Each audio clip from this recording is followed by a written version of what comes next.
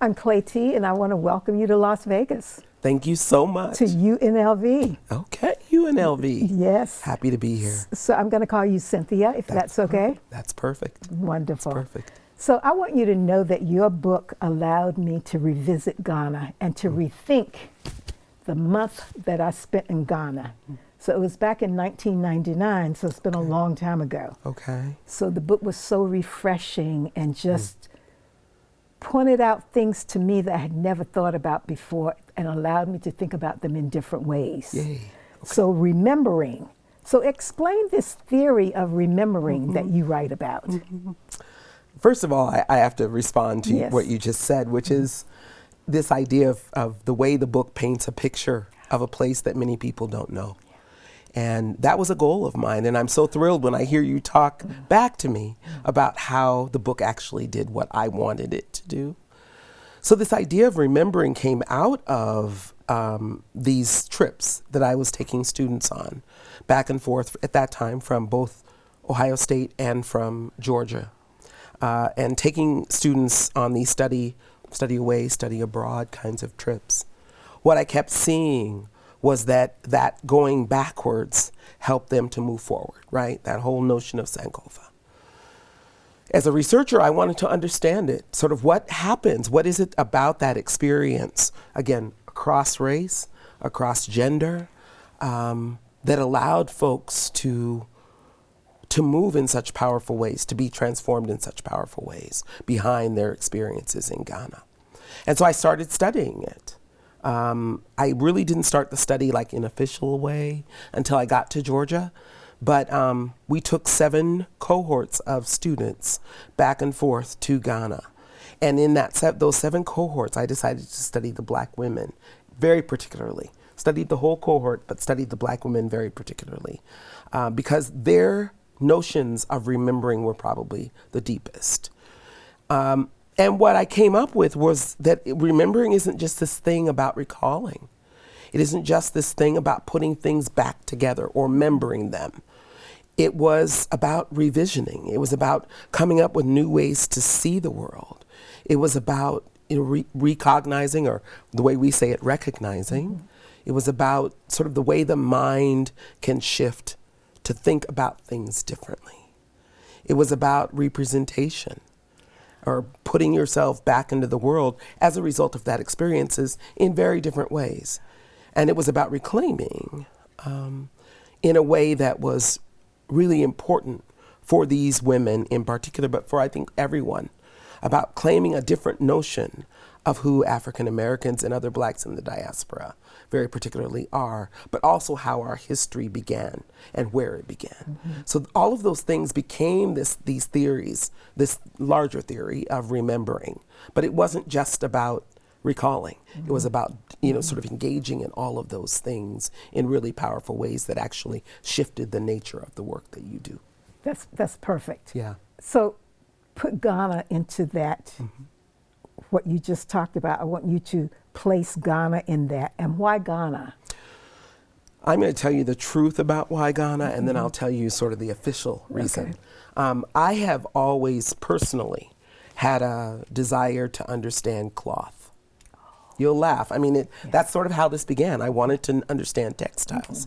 And Ghana has an incredible, rich textile tradition. So my first trip to Ghana was really about understanding textiles. The second trip to Ghana was about understanding schools and educational settings. But it was West Africa that I was much interested in. I could have chosen other countries besides Ghana, but Ghana was an English-speaking country, so it made it a little easier to move and engage in the work.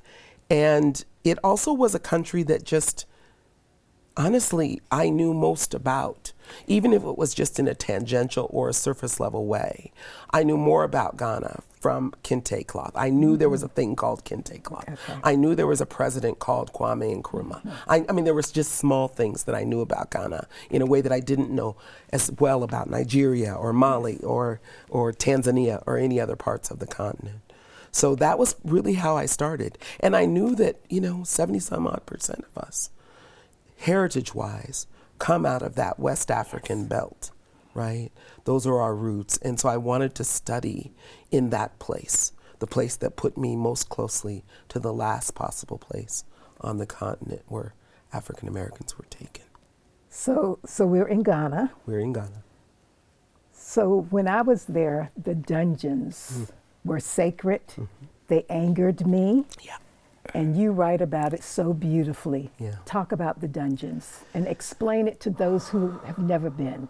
So, first of all, it's important to recognize that there are these things, these edifices on the continent of Africa, particularly on the western coast of the continent, that were used initially for trade of things, gold, diamonds, timber, things that were in abundance and still are on the continent of Africa. So you had traders coming from Europe, you had traders coming from northern Africa, you had traders coming from all kinds of places, but they were bartering in things. Eventually, when it was time to build new worlds on the rest of the globe, folks came to trade not only in things but in people. And so the dungeons for me represent this space where literally African people from especially northern and a little bit more central Africa and Western Africa were kept prior to their dispersal, that Middle Passage experience, and then the dispersal in the New World. They represent that space of degradation, that space of anger, that space of harm, that space of violence, that space of exploitation in a way that's hard to describe. I think for many, they also now today represent this space of return, a space that, as Dion Brand describes in her book, a space where many of us are going back through to the continent of Africa in a way that we were never expected to do. There was never an expectation that those of the diaspora would ever return after that experience of the Middle Passage and of slavery for 400 years here. But the fact that many of us are finding our way back to this space it's also a space of redemption for me, a kind of reclamation, but it's certainly a space where we can call it triumph. But it also personally is a space that has a certain kind of responsibility attached to it as well. So yes, reclamation, yes, triumph, but now what? Diaspora. How does one engage with the continent that birthed you? How does one continue? Because it isn't just that it happened to us. It happened to them too. That other us. I heard a scholar once describe it, a scholar from the University of Cape Coast, describe it, the whole 400 years of the Middle Passage, of slavery, of that experience, the transatlantic slave trade, as taking off the top layer of the continent of Africa. Okay. The topsoil, the stuff you really need in order to build. And so for me, there's also this responsibility that we have to the continent to build with our brothers and sisters there, to continue to try to build that place in the same way that we are building ourselves by that experience. Yes, I see it as healing.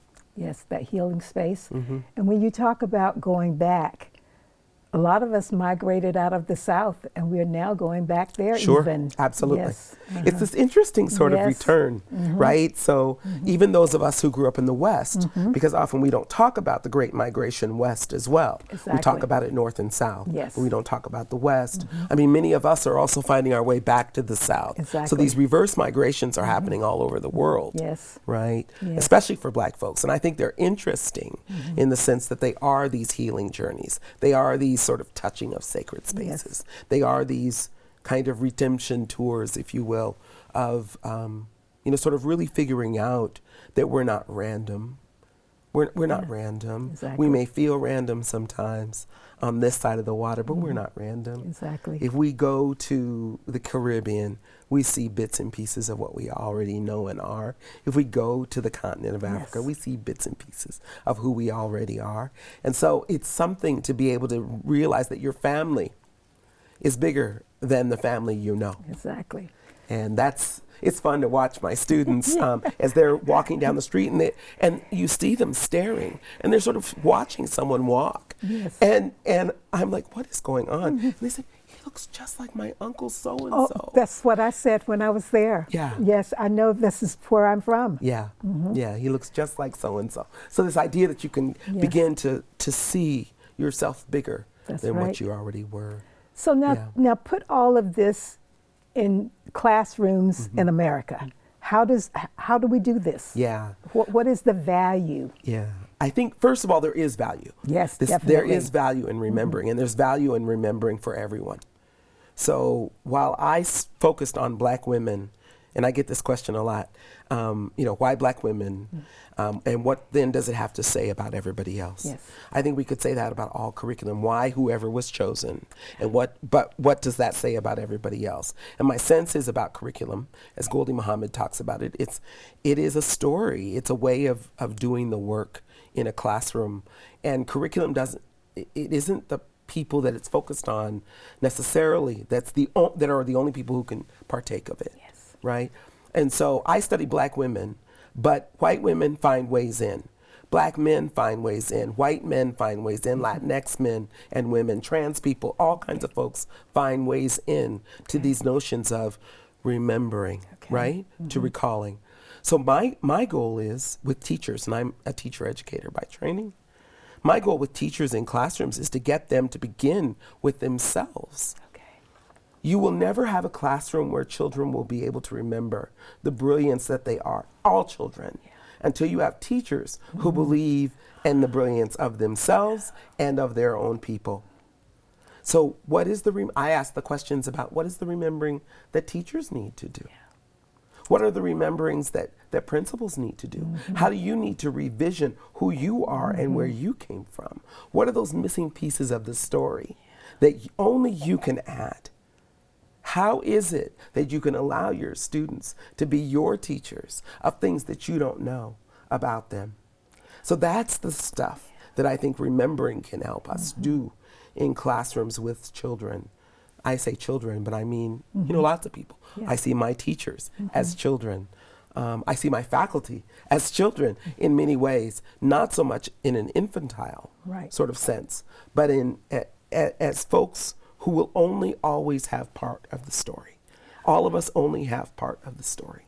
And we have to be willing to go and find the rest of the story. And your students, whoever they are, hold that rest. So figure out how it is you can help them remember so that you can remember. Amazing. Yeah. That's wonderful. So I attend a spiritual center. And in that center, we talk about a process called visioning. Okay. It is just a way of opening to an almighty power and allowing that power to communicate with you, to flow into your life. You talk about revisioning. So talk about that just a little, and talk about it in a way that sometimes we are confused about. Can we have religion in school? Can we have spirituality in school? Talk about that some. Yeah, I want to talk about it in two ways. Good. On the one hand, it is heightened right now for me because I'm at a Catholic university, right? So I've worked at Research One universities all my life, large publics, but now I'm at a small, liberal arts, progressive Jesuit university in Seattle, Washington.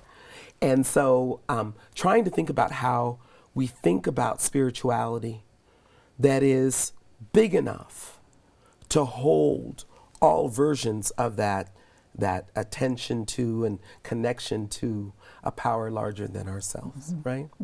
That exists within those that we come into contact with. Exactly. So that it's heightened for me in that way. I talk in the book about how spirituality really is about this relationship to something larger than oneself. That it's grounded in these notions of community and love and care and respect that we see in the work of bell hooks, for example, that it's not, there's a difference, there's a really strong difference between religiosity and spirituality.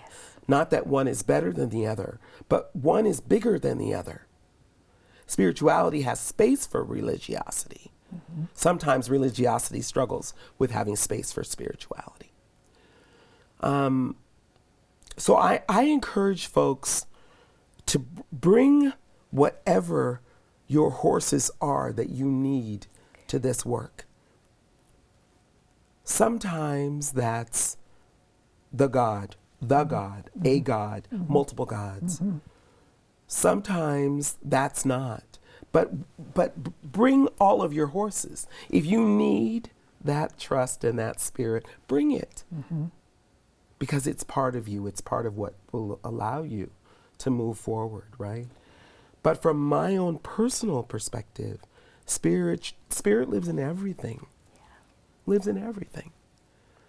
And so my regard for this bottle of water is about my regard for the spirit of this water and the gift that this water provides for my body. The gift that this water provided for somebody's job who put it together. So there's something unseen about the nature of this water that's worth respecting. And that's part of what I think these notions of spirituality have to give to us. And so then, is it the way I model that in my classroom? It's the way you model it. It's the way you live it. Okay. You know, spirituality is a lived experience. It's not necessarily just about a text that you read and you attempt to interpret. There's a line from the Bible that says, I will know you by your work. Yes. For me, that is the nature of spirituality. You shouldn't have to tell me. Okay. I shouldn't have to tell you. I'm a Christian. I'm a Catholic. Yes. You should see it Yes. in my walk. You should see that level of spirituality in my walk. And then my students will see it as well. That part. Yes. But your students, which is everybody, your faculties, your friends, your family, they will know you by the way you walk, how you treat them, what you do with them. So yeah, that's the big piece. In Ghana, you know, I run a school in Ghana with about 150 of the most amazing children on the planet. My husband and I are still building. But what that school teaches me, because we don't have the same kinds of divisions between church and state in Ghana. So we run with the curriculum of the nation, and the curriculum of the nation is about making sure that children understand all the religions, for example, that are represented in the country. So that our students study Christianity, our students study Islam, our students study all these, they take all of the vacations and holidays. They engage in the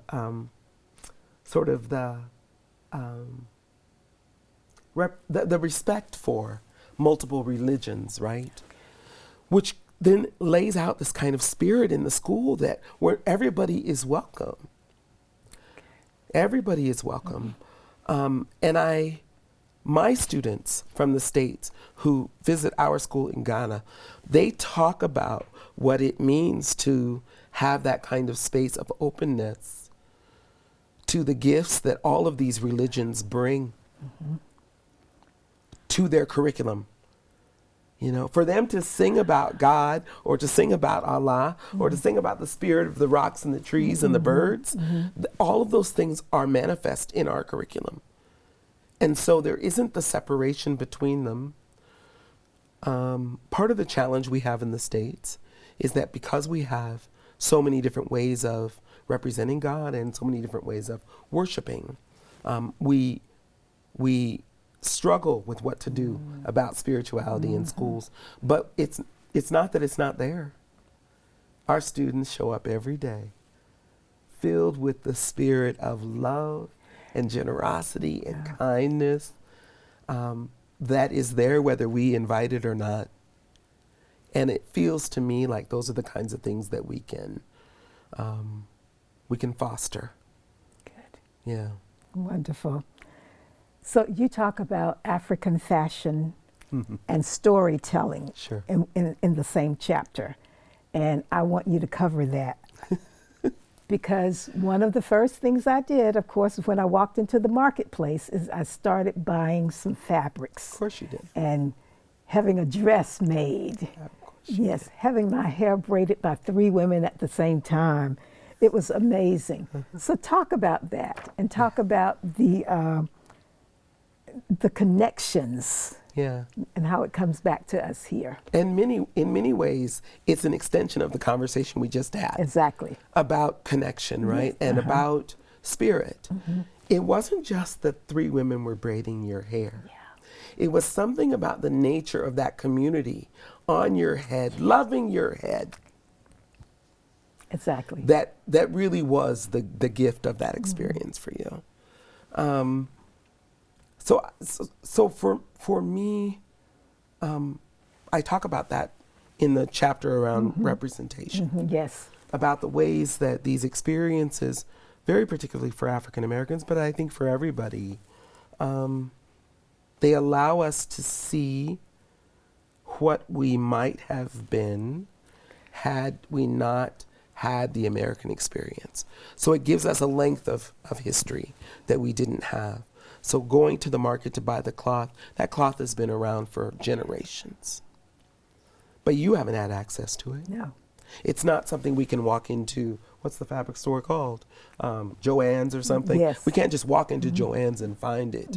At least the real cloth. We might find a bad knockoff or something, but we can't find the real cloth. Exactly. So part of what you're describing is also access to something that you know is yours, is of you, but you haven't had access to it. So part of what representation requires is that long history. You know, a lot of my white students will talk with me afterwards about how they loved being able to see their African American women, especially on the trip, making those threads. And what it encouraged them to do was to do the exact same kind of work with their own cloth traditions, with their own bead traditions, with their own fashion traditions, with all of those things. Because there's something really powerful about recognizing that something is of you, that maybe not your mother or your mother's mother, but your mother's mother's mother Exactly. had something to do with the beauty that is represented in that thing. So I encourage folks, again, regardless of who you are, to sort of take those steps to figure out not just who you are, but who you were. Because it's who you were that can help you understand the inequities that have been structured by who you were, and then help you understand how we might get out of those inequities that were structured by who you were.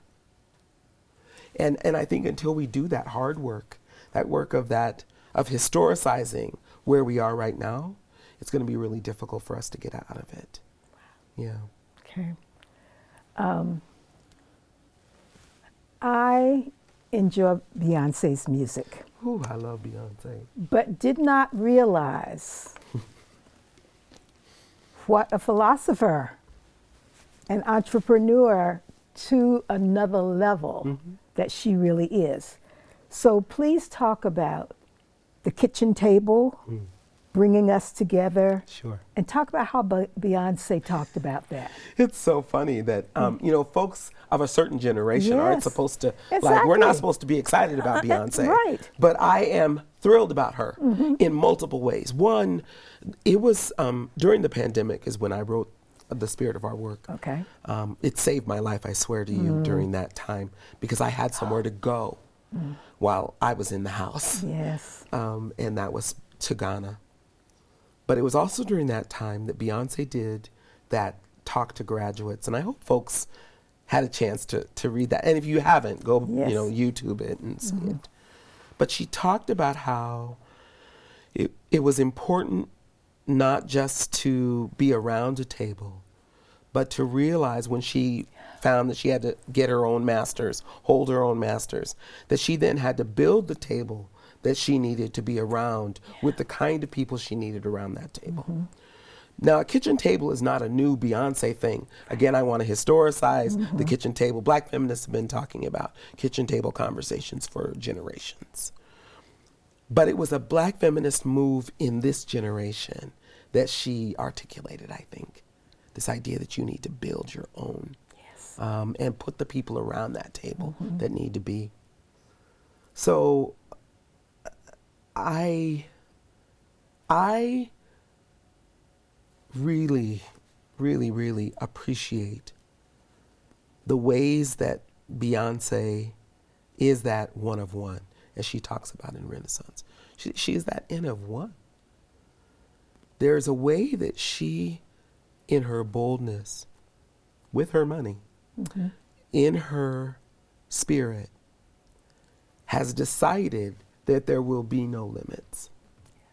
She's decided that. Now, we can articulate all the reasons why Beyonce can do that, and maybe you or I might not be able to do it to the same extent. But to have made the conscious choice to put together first a film that tried to remember the continent of Africa in Black is King, and then to release the soundtracks that have come after that, that still continue to marshal the entire continent of Africa and put us back together again. Show Africa in its beauty, in its strength, in its wisdom, so that generations prior, generations now, and generations in the future will have those texts. I think is nothing short of brilliant. Yes. Now, can I do what she does? No. And would I have done it the way she did it? Maybe not necessarily. But Beyonce is this generation's version of that griot, of that storyteller, Yes. of that person who's going to help us remember. And I just appreciate Yes. her courage in doing it. And we all do it differently. Absolutely. Yes.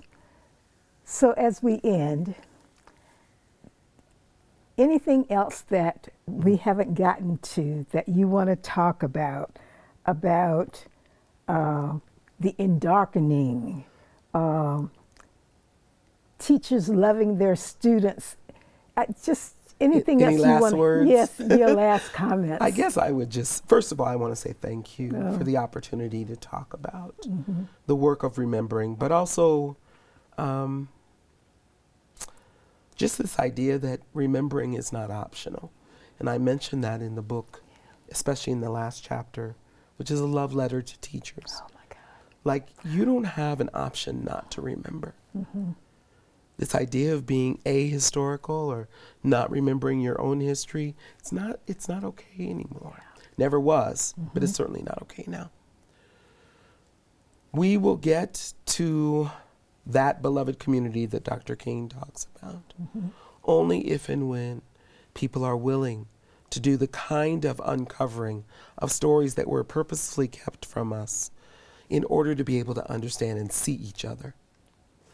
Because these inequities are not going anywhere. They were designed to stay. So in order to build them differently, in order for justice to be, we somehow have to do something differently. For me, that doing something differently is looking back and collecting those correct stories and moving those things forward so that we can develop a much more just history. So for teachers, for those of us who lead and teach, for anyone, that remembering is not optional. You have got to do that work. Wonderful. I really appreciate your conversation so much. This was great. Thank you so much for having me. You're welcome. And as we're ending, I have to have you sign my book. I love it. I love it. Happy to do so. Wonderful.